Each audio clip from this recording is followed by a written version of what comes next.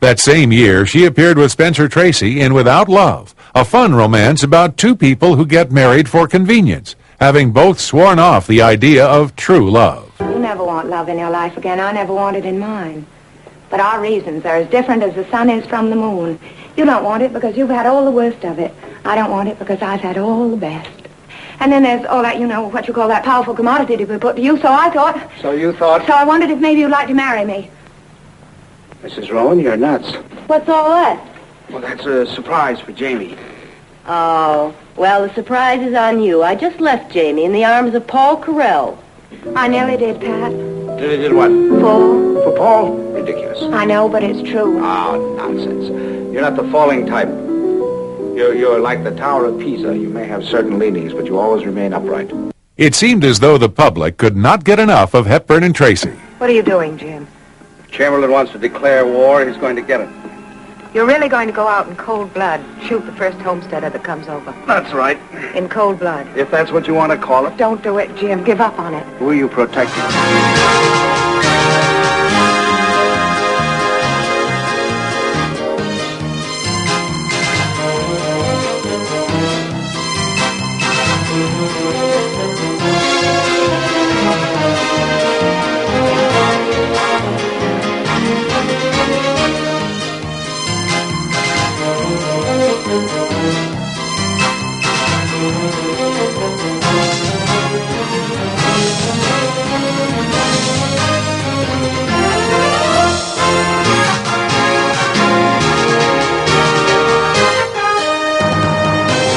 Their string of films established them as one of the screen's greatest duos.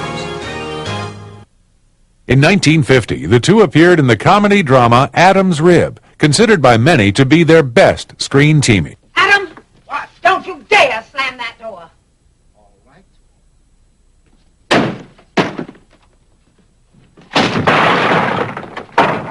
Hello, all you pleasant people. This is a Smith named Pete, yapping at you about a Tracy named Spencer, and a Hepburn named Katharine, and a studio named Metro-Goldwyn-Mayer. This studio, my friends, has made a whimsical filmsicle. What fancy talk. Anyway, it's a swell show named Adam's Rib. Named Adam's Rib. Named Adam's Rib. Don't you want your rub down? You want a drink?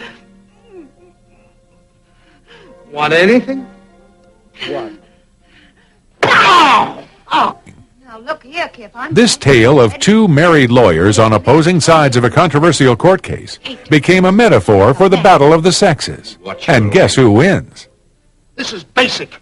I'm old-fashioned. I like two sexes.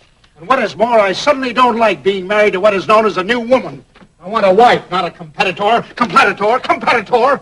If you want to be a big he-woman, go and be one, but not with me. When not co-starring with Spencer Tracy, Katharine Hepburn kept busy appearing with other top actors.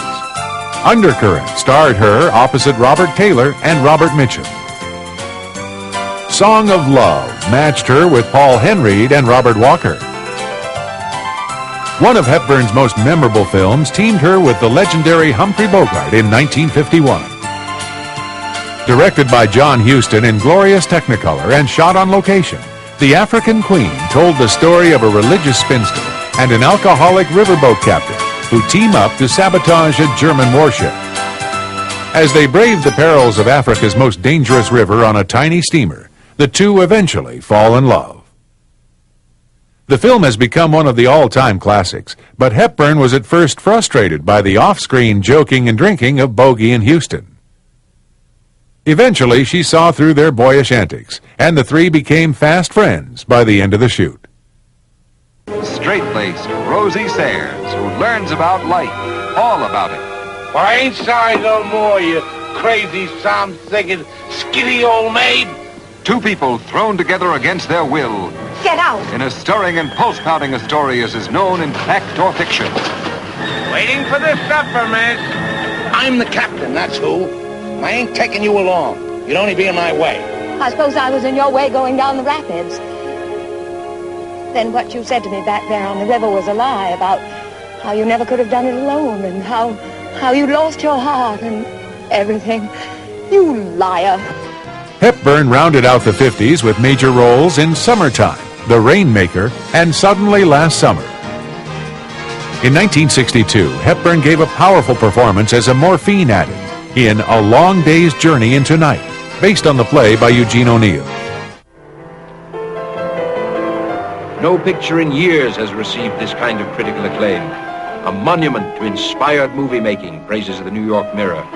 4 stars, highest rating, a fine film with a brilliant cast, shouts the New York Daily News.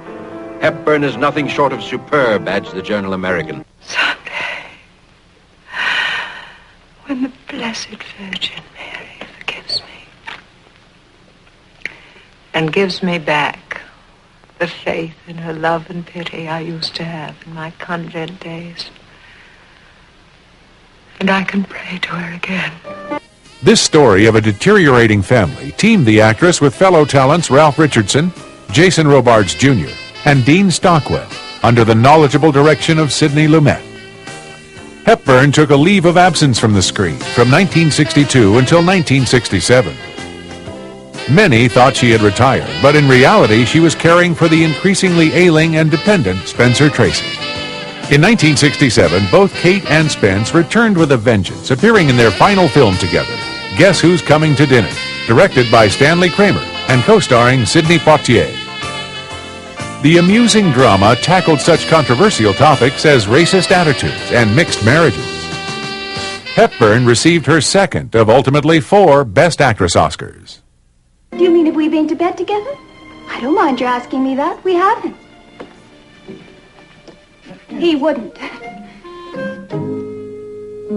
Until today, I would never have believed that I could say such a thing. But when she fights you, I'm going to be on her side.